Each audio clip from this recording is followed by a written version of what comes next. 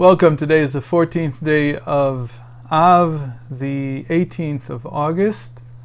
We're starting a new Parsha, Parshat Eikev.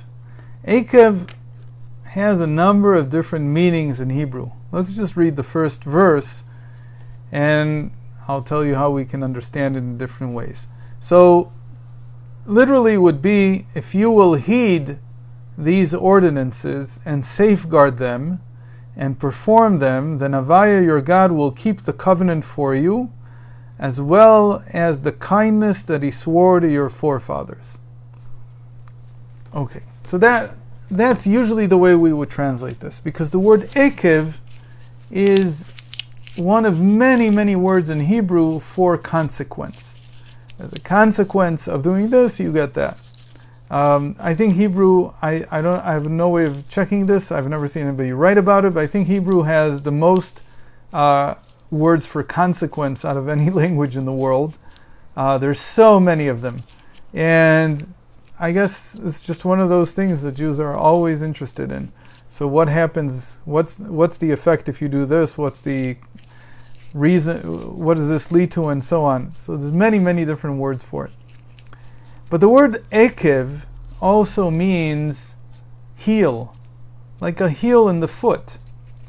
And so another way of reading this is, if your heel hears, and that's sort of like a strange thing to say, but what would it mean that your heel would hear?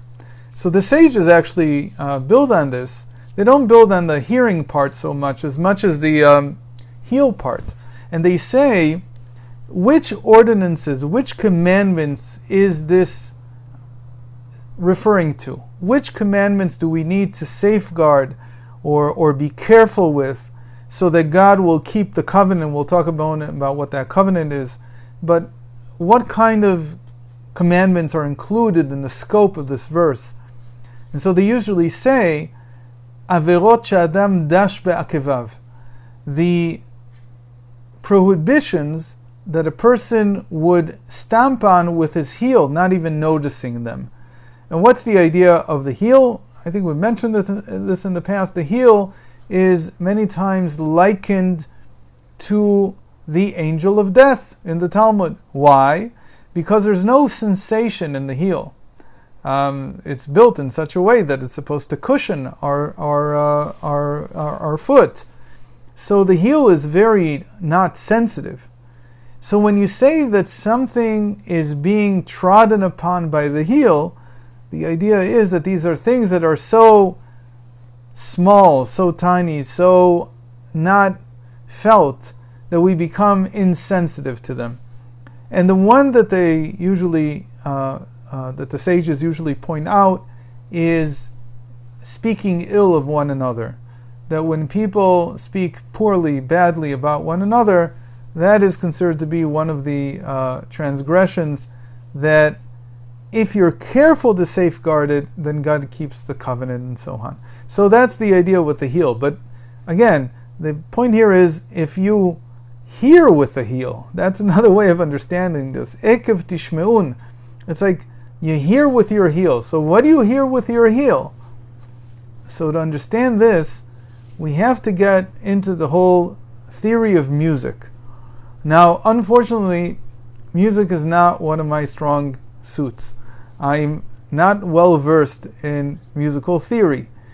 But I've heard enough things from Rabbi Ginsburg that I can say a few things, hopefully with some confidence. And one of them is that music is divided, a melody is divided, or music is divided, a musical melody is divided into, normally it's divided into three parts. And we call these parts the rhythm. Let's start from the top. Melody, harmony, and rhythm. Or in Hebrew, we would say, I believe it's nigun. The harmony is the, you know what, I don't remember what the words in Hebrew are, but let's just assume that these are the three words: melody, harmony, and rhythm. Now, let's say a few things about music in general, and then turn back to melody, harmony, and rhythm. There are three types of musical instruments. There are musical instruments that we blow. Those are usually the brass instruments, but sometimes they're made of wood also, like a flute, like a wooden flute, or a wooden recorder, I think they call it. Then there are the string instruments, and then we have the percussion. So we have air, string, and percussion. Now, the air instruments, we use our mouth for them, so they're the highest. The string instruments are, in Hebrew, linked to the heart. Strings are always an idiom that goes together with the heart. So we have this concept, meitarei halev, the strings of the heart. So when we say that someone is playing a heartfelt melody, what we're saying is that these are the types of melodies that go well with string instruments. So for instance, the most popular probably instrument in the world is the guitar. So that's a stringed instrument. It relates to the heart. Same thing by a violin, a viola, a contrabass, and so on. Then we have percussion instruments. Now, percussion instruments don't necessarily have to be made out of wood or some other material, specific material. Sometimes you can even take the contrabass that we just mentioned, which is a big cello, and you use the bass, you use the stringed instrument to provide percussion, to provide rhythm. The same thing with a bass guitar. Like a bass guitar, an electric bass guitar does the same thing. You produce rhythm using a string. But that's usually not the way it's done. It's usually done by tapping the feet in some way. So if you're with a drum set, so the drums will always invariably be supported on, or almost invariably, be supported on the floor. And you'll be hitting the percussion also with your feet. Your feet really get involved when it comes to percussion. Now, if there's no percussion, there's no rhythm.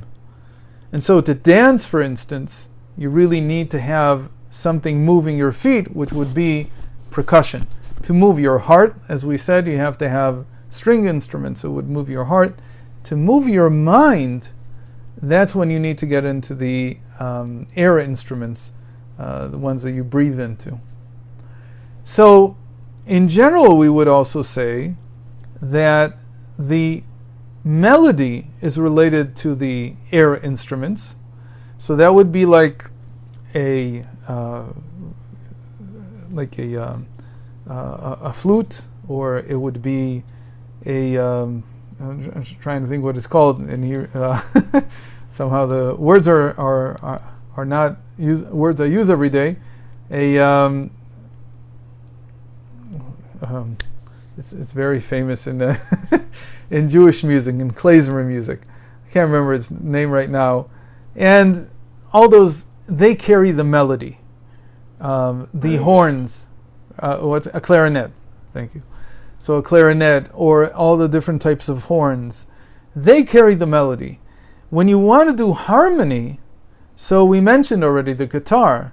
The guitar is the most famous and well-used harmony instrument in the world.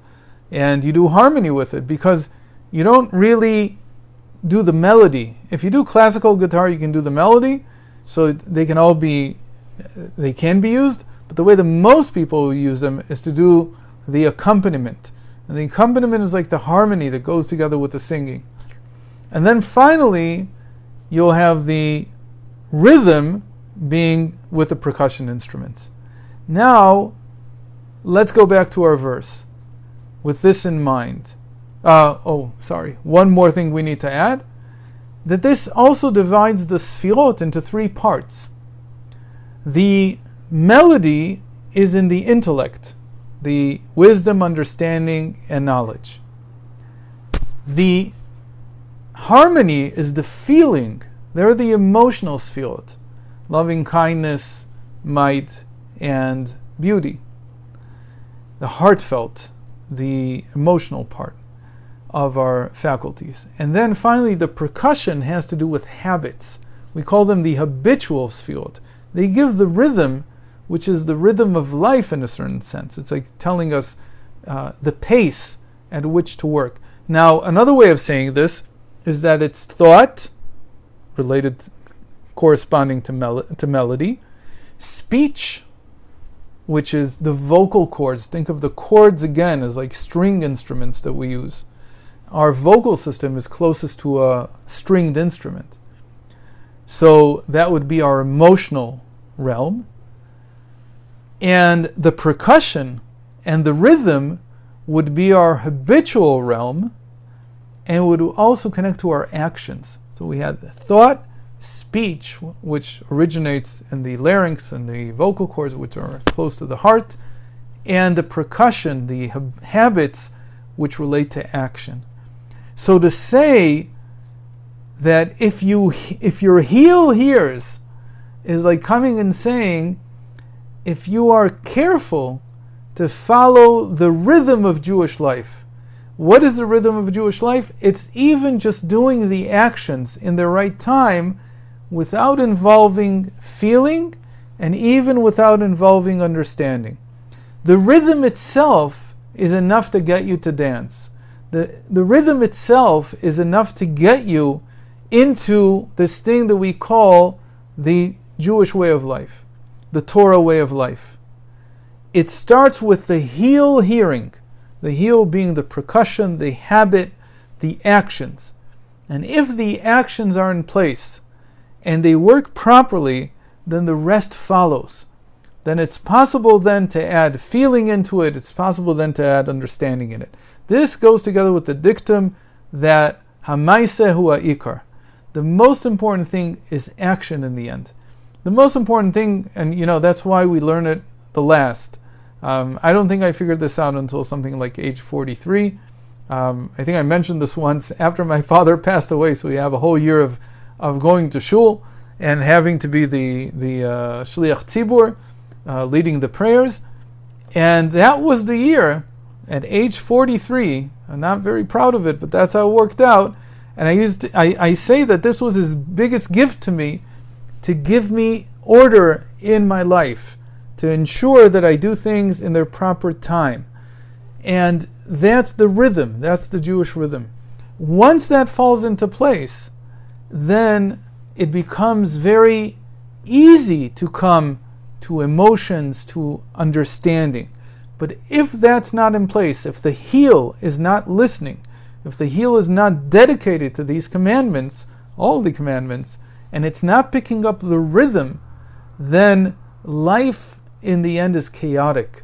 And as intelligent as you might be, as emotionally intelligent you might be, in the end you only have a small picture of what the Torah lifestyle is really like. So with this we'll end today. Thanks for joining. Hope to see you tomorrow.